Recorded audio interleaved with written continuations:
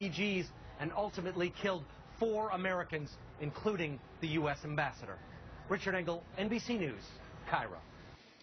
All right, many thanks to NBC's Richard Engel reporting in Cairo. Let's get right to our distinguished panel, former U.S. Ambassador to Germany and Indiana Republican Senator Dan Coats, and 2 former Assistants of Defense, Peter Brooks, who worked in the Bush administration, and Larry Korb, who worked in the Reagan administration. Do you know, Senator Coats, the president of Egypt has still not apologized, best I understand.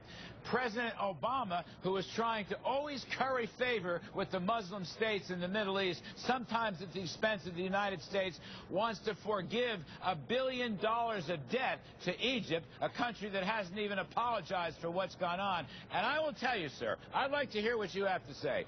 Watching President Obama twice bungle this from the State Department, if it weren't for Hillary, and if it weren't for Petraeus, and if it weren't for the Defense Department, I don't believe even now President Obama would know how to handle this or what to say. If it weren't for those guys, he wouldn't know what to say. That's my take, Senator. How do you see it? Well, Larry, that statement was botched badly by the embassy there in Cairo. Even the president, and Romney addressed that, and the president came back and later had to revise that statement. I mean, it was a terrible statement. Typical of the President of the United States, he deflects it, so he attacked Romney instead of admitting that this is a botched statement.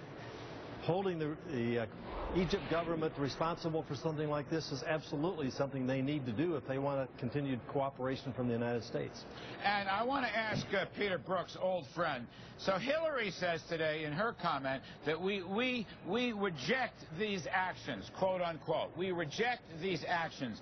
But the president says later, we will bring to justice. How he's going to do that, I don't know. We will bring them to justice, Peter Brooks. What the hell does that mean? Would you please tell me? Because to me, he is more interested in promoting these Muslim states running through the Caliphate arc than he is in promoting American leadership and influence in that region. That's what's got me really bugged, Peter. How is he going to bring them to justice?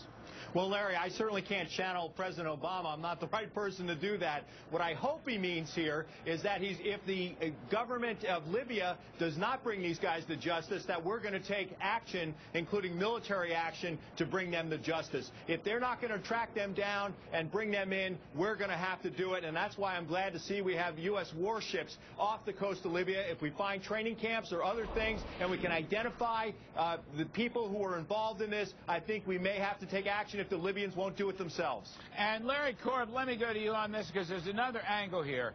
The U.S. defense budget is being raped and pillaged. If we go through this fiscal cliff, it's another $500 billion. We've already taken out another $500 billion. President Obama has said we should take out more from the defense budget.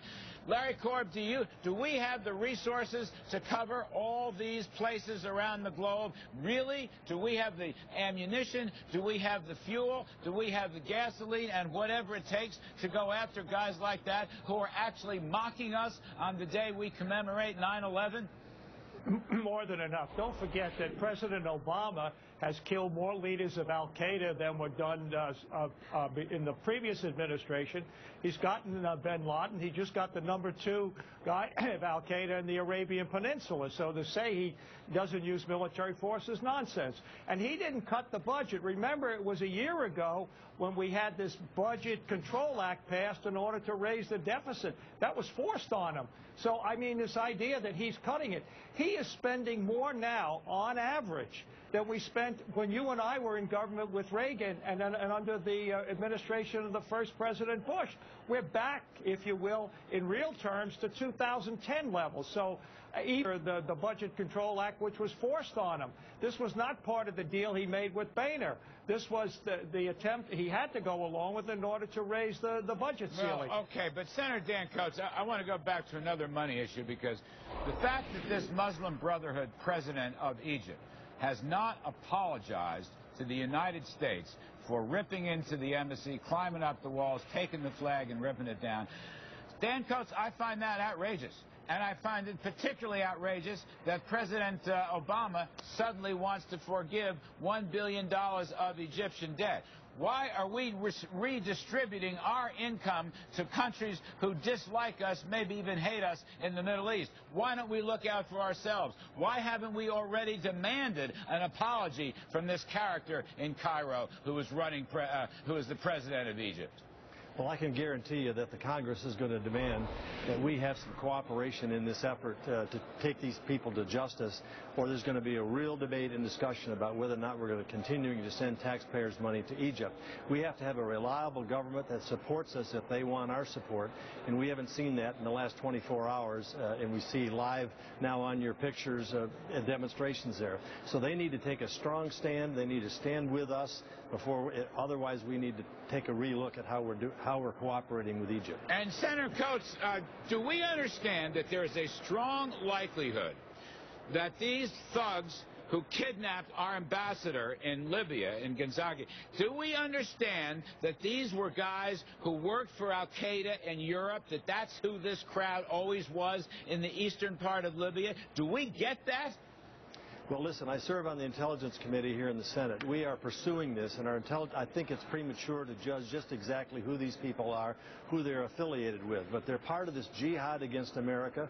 They're part of this drive us out of the Middle East. Americans, they want to take us symbols down like the flag. They want to take American ambassadors down, and they want to cause our country harm. And I think we have to recognize this is a stark reaffirmation of the fact that we're at war with these terrorists, and it's 11 years going, and there's going to be more years ahead, and so we can't just dismiss this as saying, oh, well, this president's doing better than before. We're still in conflict. Before I go to my pal Peter Brooks for the last word, I just want to note, these are live pictures outside the embassy in Cairo that we're looking at right here. Peter Brooks, I want to give you the last